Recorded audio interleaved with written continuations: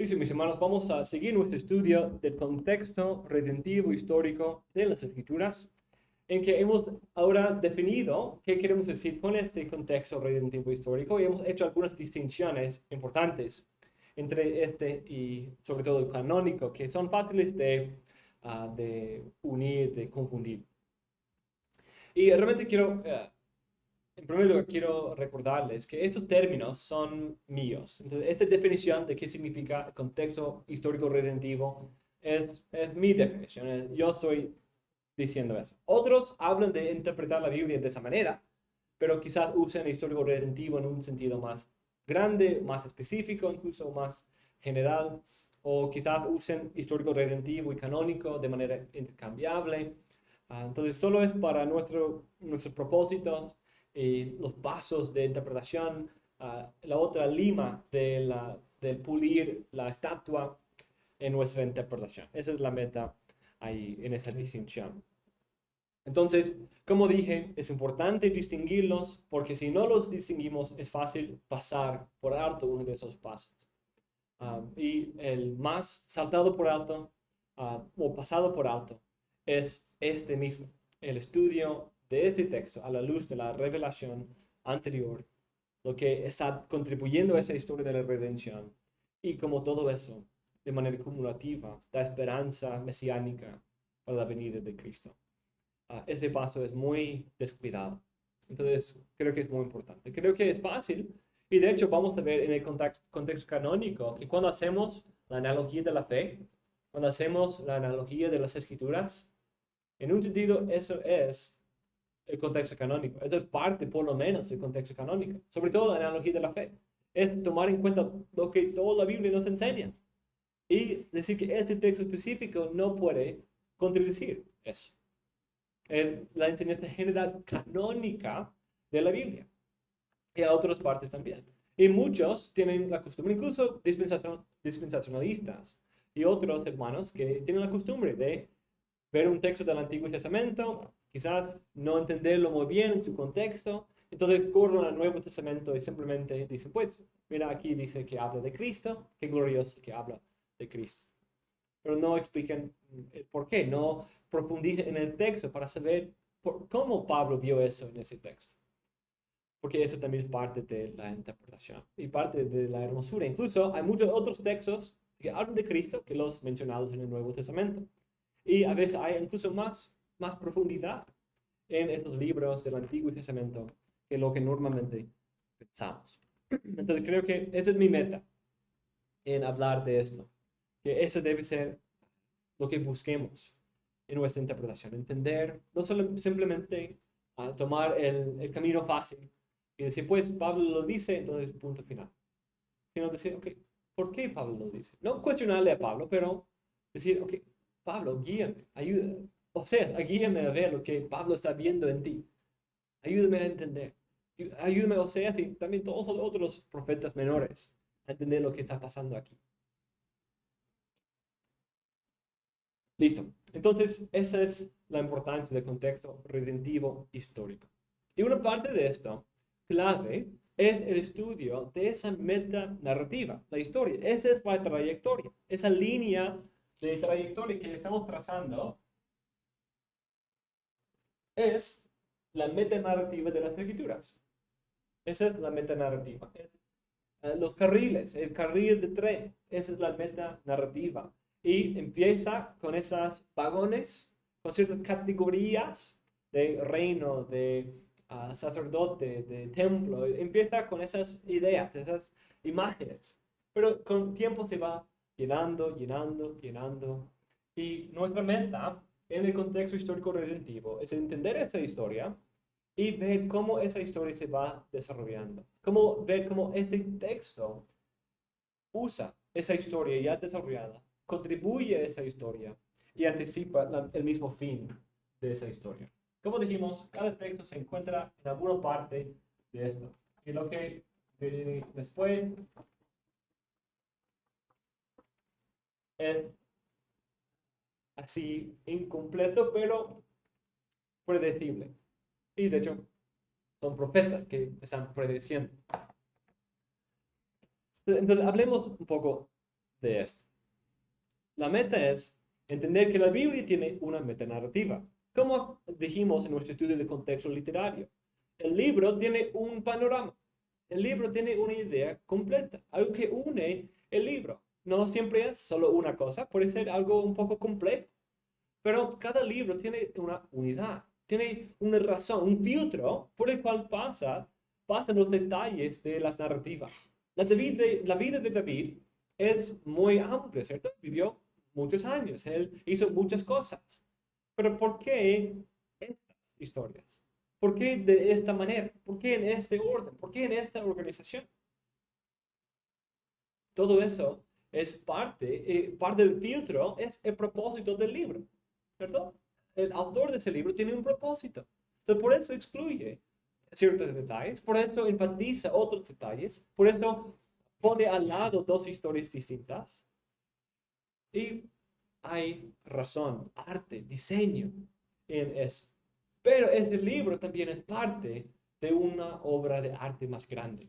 No solamente cada libro individual es una obra de arte del autor dual, sino toda la Biblia es una obra de arte. Que como el libro individual, toda la Biblia, todo el canon, tiene una sola historia. Tiene sola historia.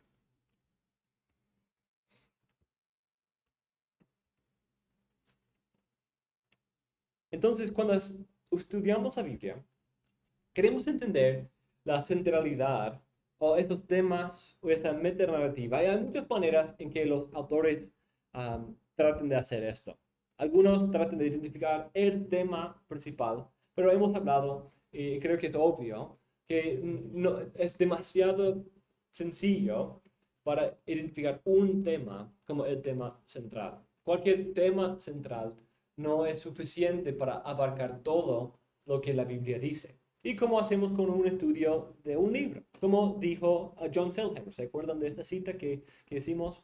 Que debemos tener humildad. Y decimos, pues él dice que la mejor idea panorámica, la mejor idea general, es la que puede abarcar la mayor parte del libro. Pero si tenemos una idea demasiado sencilla, en la Biblia se trata del reino de Dios. Sí se trata del reino de Dios, pero decir que el tema central de la Biblia, la idea panorámica de la Biblia es el reino de Dios. Es cierto en un sentido, es parte de la idea, pero eso no abarca todo lo que habla.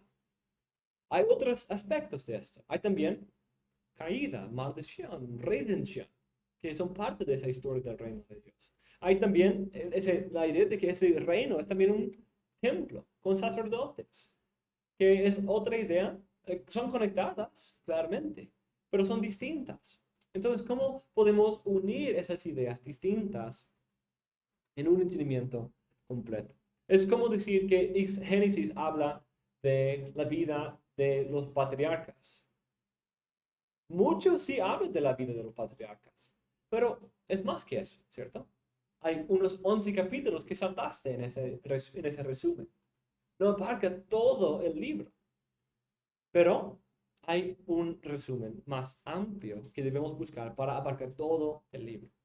Y esa es la meta en las escrituras completas. Entonces, la definición que hemos dado, la teología bíblica es la identificación, análisis y síntesis de la historia central revelada por Dios en toda la Biblia, que consiste en una integración temática compleja. Esa historia tiene muchos temas, no temas tan diversos para ser árboles distintos, pero diversos para dar rasgos, brillos, contornos diferentes al cuadro de la palabra del Señor. Pero cuando se van mezclando, se van uniendo, ya crea algo mucho más firme y sólido.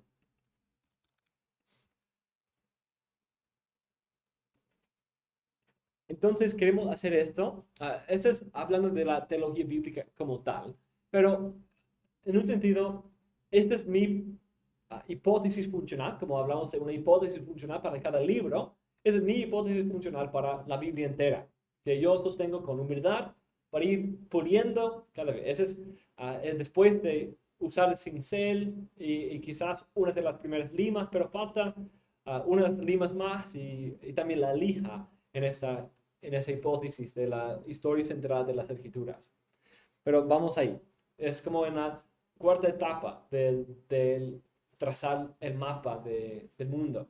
Pero necesitamos todavía fotos satelitales y otras cosas, niveles de más precisión. Pero empezamos con una idea, para que, como en un libro, podemos ir a un texto específico y tomar en cuenta el panorama. Tenemos en cuenta, ok, ¿hacia dónde vamos? ¿Cómo termina esa historia? ¿Cuáles son algunos de los rasgos de esta historia? Entonces, por ejemplo, de ahí cuando veo que parte de esa historia es la manera en que el pueblo es aislado de la presencia de Dios, pero Dios los está trayendo de vuelta a eso, esa imagen se repite en un montón de lugares, como acabamos de ver en los hijos de Moisés. Sus nombres representan esa historia. Están lejos de la presencia del Señor, lejos de la herencia del lugar donde Dios mora con su pueblo, pero de ahí Dios los salva, los rescata y los lleva de vuelta. Eso es lo que sucede en la vida de Abraham, la vida de Jacob, cuando él está ahí siendo oprimido por la astucia de Labán, su suegro. De ahí el Señor lo rescata, lo ayuda, le bendice, a pesar de la maldición y engaño de la serpiente de Labán. El Señor le bendice y le llama y le saca de allí para regresar a la tierra prometida. Es un pequeño éxodo. Es un pequeño éxodo. Y esa misma idea se repite en muchos otros lugares. Entonces, nos ayuda a ver que esa imagen, esa manera de contar la historia, ese patrón, es algo que me señala algo importante. Me ayuda a ver lo que Dios está haciendo. Me ayuda a entender que eso es parte de los patrones que Dios mismo establece, para que yo tenga una idea un poco más clara de cómo es la salvación, cómo es la redención del Dios Trino, de parte del Dios Trino. Entonces, esa es mi propuesta funcional que ustedes han escuchado. La historia unificadora de la Biblia es la historia revelada de cómo el Trino Dios progresivamente construye su reino de la nueva creación, en que morará con un pueblo renovado por el Espíritu y palabra, a través de promesas y pactos centrados en y una redención por un representante nombrado por él, el Mesías, lo cual culmina finalmente en salvación eterna para su pueblo escogido de todas las naciones y juicio sobre todos sus enemigos que persiguen a su pueblo, y todo para la gloria de ese Dios Trino. Entonces, teniendo esa hipótesis funcional, creo que es funcional, es decir, es útil para empezar. Creo que podemos ir y ver muchos pasajes teniendo eso en cuenta y nos puede iluminar mucho de lo que ese texto contribuye a la historia de la redención y revelación. Entonces, creo que es un buen lugar donde empezar. Tenemos que evitar unos peligros en implementar una hipótesis funcional. Y principalmente, tenemos que cuidarnos de ser demasiado sencillos y tratar de tener nuestra historia como es una guía, no el rey, ¿cierto? No es el rey de nuestra interpretación, sino es una guía. Porque a veces podemos llegar a un punto, a un texto que quizás no quepa tan bien en nuestra historia, o quizás agregue otra parte que nuestra historia no toca. Entonces, en vez de tratar de meter o descuidar una parte de un texto, o torcer un texto para que quepa en nuestra historia, debemos tener la humildad de decir, ok, hay que amplificar, refinar la historia. Porque ese texto, ese libro, presenta algo que no he tomado en cuenta, que esa historia no abarca, un tema, una idea que no cabe en una de esas categorías aquí. Pero diseccionando un poco esa historia, creo que cada texto contribuye en alguna manera a esas 7 categorías. Nos habla del autor de esa historia de redención, identifican la obra de esta historia de redención, la manera en que se cumple, el método en el cual se cumple, los obstáculos que se presenten a lo largo de la historia a esta obra, los recipientes, los que participen de esta obra, y las metas finales, los fines de esta historia.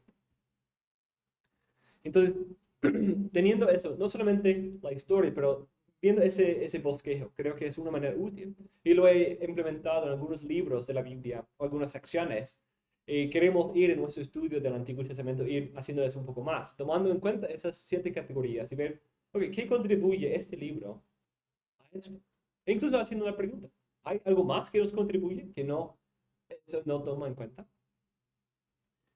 Entonces vemos el autor de la historia. La historia unificadora de la Biblia es la historia revelada de cómo el trino Dios, como Dios, el Dios trino, hace y realiza esta obra. Entonces toda la Biblia nos habla de Dios, nos habla de Dios en maneras, en niveles diferentes de claridad, en atributos distintos, de perspectivas distintas, pero todo quien es Dios, todo lo que Dios es, que nosotros podemos conocer, es revelado en las Escrituras y formado como parte de esta historia y contribuye a nuestro entendimiento de esta historia. Su justicia es parte de cómo esta historia se va a desempeñar. Su gracia es una parte base de lo que fundamenta esa historia. Su sabiduría es lo que asegura el buen vencimiento de los obstáculos y de la progresión y manera. Todo eso revela quién es nuestro Dios. Y en todo aspecto, Dios es revelado. Y Dios es, obviamente, algo que unifica todos los libros de la Biblia. Incluso libros como este, que no menciona el nombre de Dios, nos hablan mucho de Dios. De su sabiduría en organizar y orquestar los eventos. Su providencia y cuidado pactual para con su pueblo en rescatarlos de ser exterminados. Todo eso está hablando de nuestro Dios, aunque de manera latente. De ahí vemos la manera siendo progresivamente. Eso no es algo como la Biblia simplemente lo dice, eso es algo que Dios hace progresivamente, sino es algo que se toma por sentado, a través de promesas para el futuro, a través de tipología, es decir, esos patrones repetitivos, incluso la palabra repetitiva es repetitiva, ¿sí? Esa repetición de patrones, de eventos, de palabras, de promesas, que sigue fortaleciendo más y más y más. Esa progresión o repetición es un entendido como los rayos del sol que ayudan a secar el cemento. Esa repetición nos ayuda a ver que se va endureciendo, nuestra fe se va alimentando cada vez más. La expectativa se va acercando, como un parto, ¿cierto? Cuando viene el parto, quizás incluso muchos meses antes empiezan algunas contracciones. Por ahí hay ese patrón y de ahí se va siendo más fuerte, más intenso, más seguido hacia el momento preciso. En un sentido, la Biblia es así. Hay esos patrones que van a lo largo del embarazo, hay ciertos momentos, ciertas señales de lo que es por venir. Pero ahí, mientras se acerca más, se crece en su intensidad y en la expectativa. Es un progreso tipológico y es un en modo de épica o épico. Es decir, que va por ciertas etapas, periodos, escalones en esto. Es algo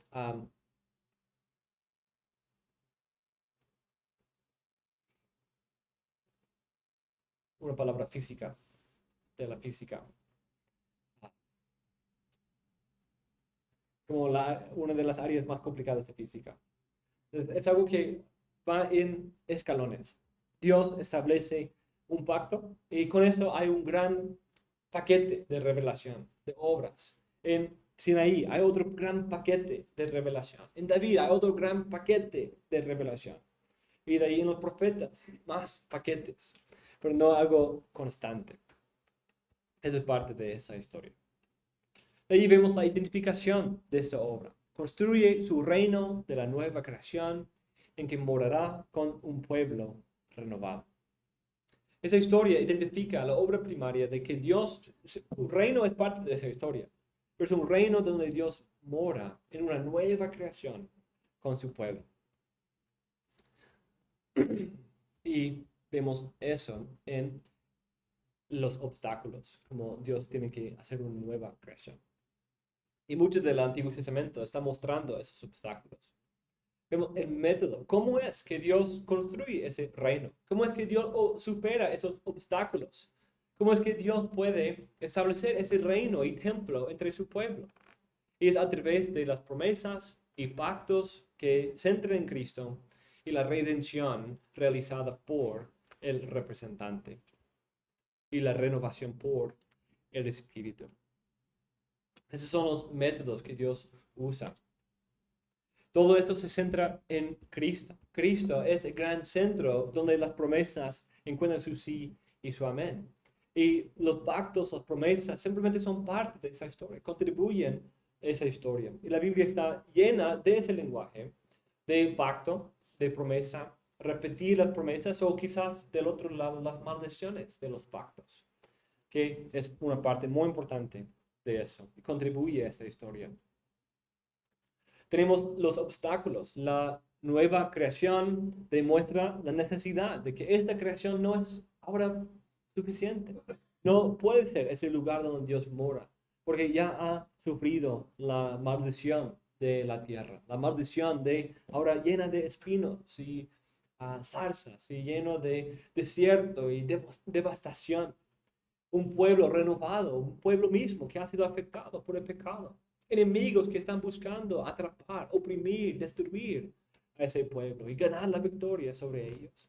Y solo mirar el libro de Génesis, esa idea se deja muy obvia, ¿cierto? Génesis desarrolla esos obstáculos muy claramente. Vemos constantemente la realidad de esterilidad, de hambrunas, de otros problemas en la creación. Vemos un pueblo lleno de pecado. Adán, Noé, Abraham, Isaac, Jacob, Judá, todos los hermanos, todos afectados por el pecado. Menos José, de hecho, en cuanto a la historia. El único que parece justo y creo que sirve un rol tipológico. Pero tenemos lleno de engaño, de las mismas técnicas de la serpiente a lo largo del libro. Y los muchos enemigos, personas que sacan provecho, como lo que sucede con Dina, la hija de... o incluso a veces los enemigos son los hermanos, como Caín, como los 10 hermanos de José, que le tratan de matar, que le venden en esclavitud. Son los enemigos que buscan destruir, incluso dentro de la familia. Los hijos de Dios. Esas cosas que demuestran un contexto lleno de pecado, lleno de enemistad, lleno de ese intento de maldecir al pueblo de Dios.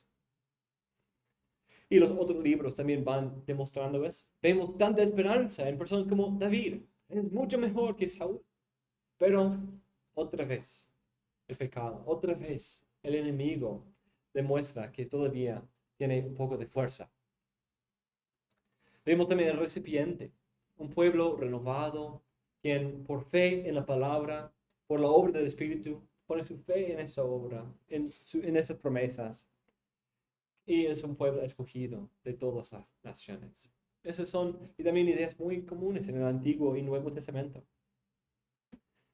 Y de ahí las metas finales. El reino glorioso de Dios establecido en medio de su pueblo.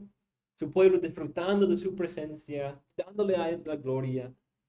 Y sus enemigos completamente destruidos. Entonces vemos el pueblo salvado, los enemigos destruidos y la gloria de Dios establecida. Y eso vemos a lo largo de la historia. Por ejemplo, el libro del Éxodo. Toma en cuenta esto. Yo hago esto para que conozcan mi nombre, para que conozcan que yo soy Dios y no hay otro, como yo, estableciendo la gloria de Dios, poniendo a Él como el supremo, como el único Dios verdadero, y su pueblo disfrutando de Él y sus enemigos siendo destruidos. Entonces, a lo largo de esa historia, vemos muchas partes distintas, pero todo tiene su conexión, ¿cierto? Todo tiene su rol, su función. Y cada texto también contribuye a esto, de manera muy diversa, de muchas maneras distintas, pero cada texto tiene un rol aquí. A veces es un poco difícil determinar, es un poco difícil considerar, pero con la atención, con estudio profundo, con la ayuda de otros hermanos, leyendo la Biblia juntos, con práctica, con exégesis, con tiempo, el Señor nos ayuda a ir entendiendo, mira, cómo eso nos contribuye. Esperanza en Él, fe en Cristo y la obra del Espíritu Santo. Entonces, el contexto histórico redentivo es muy importante. Es en un sentido el contexto literario aplicado a las escrituras, que todo eso tiene una trayectoria. Entonces, ¿dónde está nuestro texto en nuestro libro? Tenemos un poco la idea de todo, sabemos un poco de lo que es por venir, porque lo hemos leído, pero también queremos entender cómo está construyendo su argumento para llegar a este punto. Cómo está edificando el flujo del argumento para que este texto venga aquí en este momento preciso. ¿Qué contribuye? ¿Cómo extiende y adelanta el argumento? Eso también es lo que podemos hacer para toda la Biblia. ¿Dónde se encuentra ese texto en esa historia? ¿Cómo contribuye a lo que venía anteriormente? ¿Cómo es lo que vino anteriormente? ¿Cómo me ayuda a entender más? Yo sé que esa historia ya ha empezado. Yo tengo unas ideas de la estructura general de esa historia, el marco de esa historia. ¿Dónde cabe esta pieza aquí en esta historia? Contribuye a entender mejor el autor, conocerle mejor al autor. Me ayuda a entender mejor a los recipientes y la manera en que Dios salva al pueblo por conquistar a los enemigos. Me ayuda a entender un poco más la naturaleza de sus promesas y pactos. O me ayuda a entender un poco más lo que tiene que vencer o superar para poder cumplir este plan. Hay muchas maneras. Y creo que es algo muy útil, muy importante hacer estas preguntas y considerar cómo a través de quizás tomar un lenguaje anteriormente usado, una imagen, un patrón establecido anteriormente, un lenguaje, un texto citado o una alusión a un texto anterior. Y cómo usa eso para repetir la esperanza, para dar una mayor expectativa para el futuro. Y eso es una parte muy importante, pero tristemente muy descuidada de la interpretación. Y espero que a través de esta clase y esta lección específica, pero también nuestro curso sobre la teología bíblica, que sea de más ánimo y tengamos las herramientas para poder hacer esto mucho mejor. Y espero, una de las cosas tan importantes de esto es prestar más atención al contexto literario, que la historia, el contexto, las palabras, a veces puede ayudar. Entonces, prestando atención a esas clases sobre las técnicas literarias, esas cosas son a veces usadas en esto para señalar cosas importantes, marcar momentos clave de explicación teológica, o esos patrones tipológicos en que un patrón se repite en muchas partes. Y esas algunas de las maneras en que se usa, o esa progresión, ¿se acuerdan de ese entretejimiento teológico, o ese, cómo hace avanzar por intertextualidad, la coherencia a todo? Esas son algunas de las herramientas técnicas literarias que alimenten la teología bíblica, alimenten en la construcción de esta historia central. ¿Alguna pregunta, mis hermanos, sobre este punto? Esa ha sido una clase bien resumida porque no quiero... Tenemos un curso completo dedicado a esto, pero creo que sí es importante empezar nuestro entendimiento de eso.